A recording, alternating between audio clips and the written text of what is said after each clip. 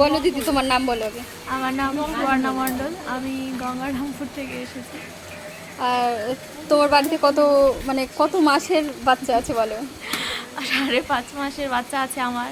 ওকে রেখে আমি এসেছি। আমার শেখার খুব ইচ্ছা, আমি দিদিকে অনেক দিন ধরে দেখেছি, ফলো করছি।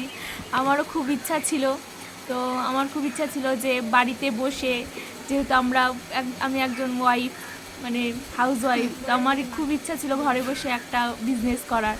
তো সেই জন্য আমি দিদিকে অনেক দিন ধরে ফলো করছি। তো যেদিন থেকে জানলাম যে দিদি জুলাই মাসে ক্লাস শুরু করছে, তো আমি আর দেরি করিনি, ফটাফট ক্লাসে জয়েন্ট হয়ে গেছি। আর এখন ভালোই লাগছে, শিখে অনেক কিছু জানতে পারছি, অনেক কিছু এক্সপেরিমেন্স হচ্ছে।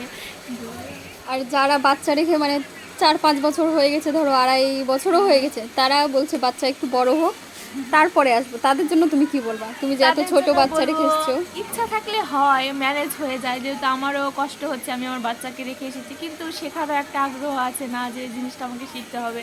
কিছুদিন, বেশি দিনের তো ব্যাপার না, হ্যাঁ। 4-5 দিনের ব্যাপার, 4-5 দিন ম্যানেজ হয়ে যাবে। হুম, ঠিক আছে।